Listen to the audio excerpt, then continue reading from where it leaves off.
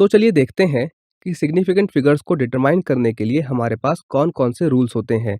हम ये कैसे पता लगा सकते हैं कि हमने जो रिजल्ट लिखा है, उसमें कौन-कौन से डिजिट्स सिग्निफिकेंट हैं और कौन-कौन से डिजिट्स सिग्निफिकेंट नहीं हैं।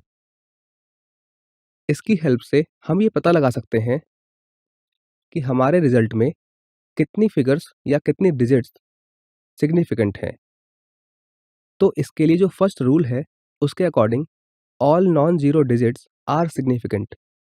इसका मतलब ये है कि हमारे रिजल्ट में जो भी नॉन ज़ीरो डिजिट्स होंगी, वो सब की सब सिग्निफिकेंट होंगी। जैसे कि हमने यहाँ पर 2 एग्ज़ाम्पल्स लिए हैं। अगर हम लिखते हैं 285 सेंटीमीटर, तो यहाँ पर हमारी सिग्निफिकेंट डिजिट्स होंगी 3 और अगर हम लिखते हैं 0.25 ml, तो यहाँ पर आप देख सकते हैं कि केवल 2 और 5 ही नॉन ज़ीरो डिजिट्स हैं, इसीलिए सिग्निफिकेंट डिजिट्स होंगी 2। The second rule is zeros preceding to first non zero digit are not significant. इसका मतलब ये है कि किसी भी नॉन ज़ीरो डिजिट से पहले जो ज़ीरोज़ होंगी, उनको हम सिग्निफिकेंट नहीं मानेंगे। एग्ज़ाम्पल के लिए 0.0052, इसमें 3 ज़ीरोज़ हैं और ये तीनों ही ज़ीरोज़ नॉन ज़ीरो डिजिट 5 से पहले हैं, तो इसीलिए यहाँ पर जो सिग्निफिकेंट डिजिट होंगी, वो होंगी केवल 5 और 2। The third rule is zeros between 2 non zero digits are significant. इसका मतलब ये हुआ कि 2 नॉन ज़ीरो डिजिट के बीच में जितनी भी ज़ीरोज़ होंगी, उनको हम सिग्निफिकेंट मानेंगे। एग्ज़ाम्पल के लिए 2.005, यहाँ पर जो सिग्निफिकेंट डिजिट्स होंगी, वो होंगी 4। The fourth rule is zeros at the end और right of a number are significant, provided they are on the right side of the decimal point. इसका मतलब ये हुआ कि ऐसे ज़ीरो जो या तो एंड में हैं या फिर किसी नंबर के राइट साइड में हैं, उनको हम सिग्निफिकेंट मानेंगे। लेकिन यहाँ पर एक कंडीशन ये भी है कि वो ज़ीरोज़ डेसिमल पॉइंट के भी राइट साइड में होने चाहिए। इसको आप इस एग्जाम्पल से समझ सकते हैं। यहाँ पर जो हमारा एग्जाम्पल है वो है 0.200 और इस रूल के हिसाब से यहाँ पर 3 सिग्निफिकेंट डिजिट हैं। अगला रूल ये कहता है कि जो भी हमारे पास एग्जैक्ट नंबर्स होते हैं, उनमें जो सिग्निफिकेंट फिगर्स होती हैं, उनकी संख्या इनफाइनाइट होती है। फॉर एग्जाम्पल, अगर हम बोलते हैं 2 बॉल्स या 30x, तो ये दोनों ही नंबर एग्जैक्ट नंबर हैं और इसीलिए यहाँ पर जो सिग्निफिकेंट फिगर्स होंगे, उनकी संख्या इनफाइनाइट होगी। स्टूडेंट्स, चलिए अब बात करते हैं प्रिसीजन एंड एक्यूरेसी की। सबसे पहले बात करते हैं कि what is the exact meaning of precision. अगर हम प्रिसीजन को समझना चाहें तो हम कह सकते हैं कि it is the closeness of our result in different attempts. तो इसका मीनिंग ये है कि सपोज दैट हम कोई एक्सपेरिमेंट परफॉर्म कर रहे हैं और उस एक्सपेरिमेंट में जो हमारा रिजल्ट आया, वो सपोज दैट एक्स आया। हमने रिजल्ट की कंफर्मेशन के लिए अपने एक्सपेरिमेंट को 3 से 4 बार रिपीट किया और हर बार हमारा रिजल्ट एक्स या एक्स के नियर बाई आया। तब हम कहेंगे कि जो हमारा रिजल्ट है वो प्रिसाइज है।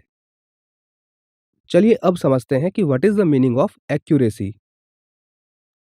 तो accuracy is the closeness of our result with actual result. तो इसका मतलब ये है कि अगर किसी एक्सपेरिमेंट के लिए जो एक्चुअल रिजल्ट है, उसकी वैल्यू एक्स है और जो हमारा रिजल्ट आया है वो भी एक्स के नियर बाई या एक्स है, तब हम कहेंगे कि जो हमारा रिजल्ट है वो एक्यूरेट है और हमारे रिजल्ट में एक्यूरेसी है। आइए प्रिसीजन और एक्यूरेसी को एक एग्जाम्पल की हेल्प से समझते हैं। सपोज दैट कि ये एक बोर्ड है और इस बोर्ड पर 3 स्टूडेंट्स बारी बारी से निशाने लगाएंगे और हर स्टूडेंट्स को 4 अटेम्प्ट्स मिलेंगे और हम ये मानकर चलेंगे कि हर स्टूडेंट को इस बोर्ड के सेंटर पर निशाना लगाना है। तो जब पहले स्टूडेंट ने निशाना लगाया तो उसका मार्क ये मिला, जो कि सेंटर पर नहीं था। सेकंड अटेम्प्ट में मार्क यहाँ पर मिला, थर्ड अटेम्प्ट में यहाँ पर और ये है मार्क फोर्थ अटेम्प्ट का। तो हम कह सकते हैं कि इस स्टूडेंट का जो निशाना था वो बिल्कुल भी अच्छा नहीं था। इसने हर बार सेंटर को मिस किया और हर बार इसका निशाना अलग-अलग जगह पर लगा। इसका मतलब ये हुआ कि इस स्टूडेंट ने जितने भी अटेम्प्ट्स किए, उन सभी अटेम्प्ट्स में ना तो ये एक्चुअल रिजल्ट के पास पहुंचा और ना ही इसके अपने अटेम्प्ट्स में क्लोजनेस थी। इसीलिए ये ना तो प्रिसाइज है और ना ही एक्यूरेट। आइए अब बात करते हैं दूसरे स्टूडेंट की। जब उसने निशाना लगाया तो उसके इम्पैक्ट्स कुछ इस तरह से दिखाई दिए।